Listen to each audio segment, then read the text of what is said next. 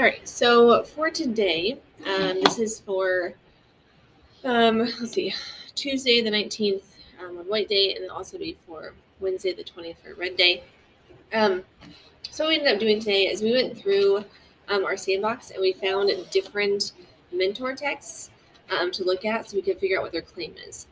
Because one of the standards that I'm going to end up doing this quarter, it says infer and explain author's point of view and perspective.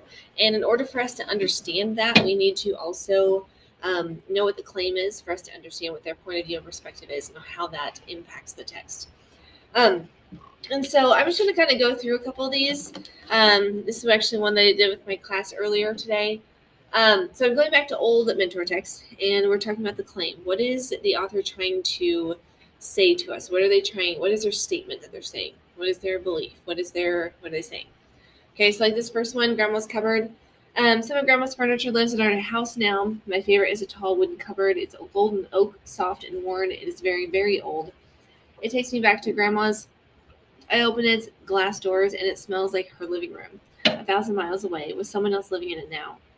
Now at my own house, in my own living room, I open the cupboard doors. I take a deep breath and whoosh, I am back in my grandma's house once more. The cupboard says, "Welcome back. Good to see you." So first what we did is we kind of talked about some words that kind of remind us of this, some memories. There's a piece of her, love, that kind of thing. So in this particular class, we came up with two different claims that could work. My grandma will always have a place in my heart. Objects hold memories of loved ones.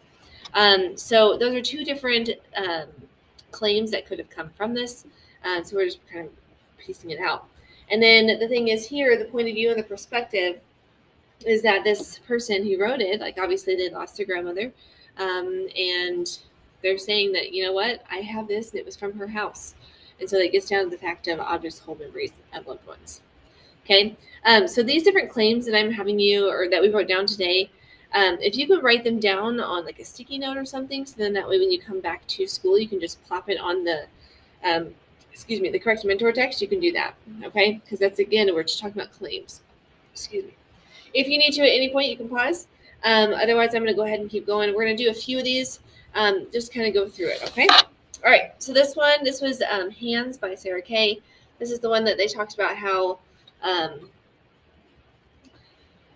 hands are for love, basically. We said hands equal love, not for hate, that kind of thing. And so you can read it again. You don't necessarily have to, because we've read this before, but I'll read a couple things to you. It says, hands learn more than minds do. Hands learn how to hold other hands, how to grip pencils and hold poetry.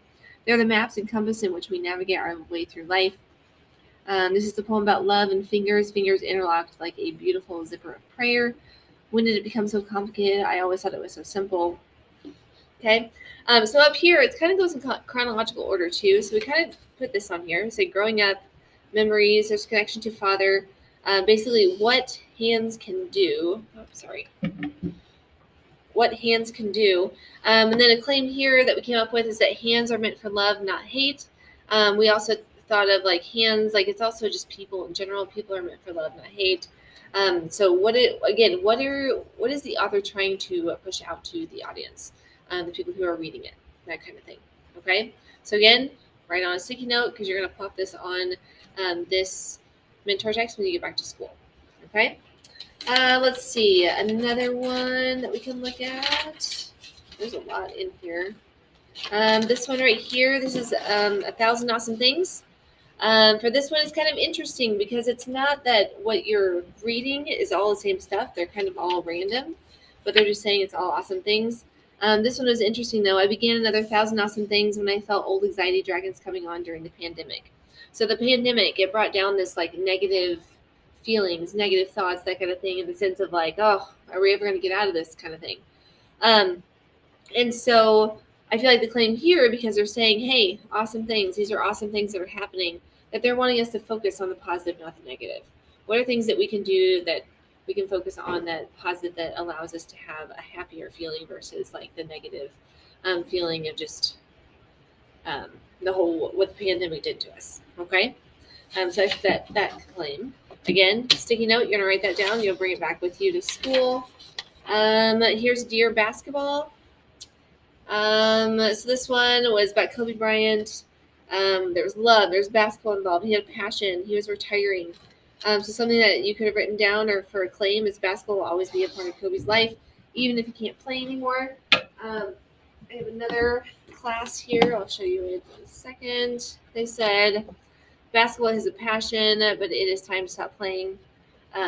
So there's lots of different things that you could have written down for a claim. But again, when you're reading something, you want to make sure that you think about what is the claim? What is the author saying? What are they trying to tell us? Okay. Let's see. I know some of you guys have already done some of these, and this is about too. Pop connects to memory, and it's personal. So that's the whole thing with Taylor Swift.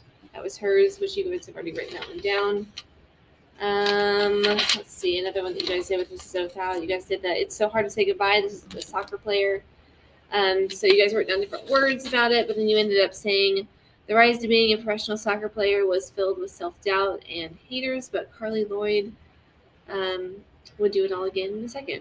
So it's kind of it's a claim. What are they trying to get out? All right, I think I'm going to go ahead and pause there. Yeah, we'll go ahead and pause there.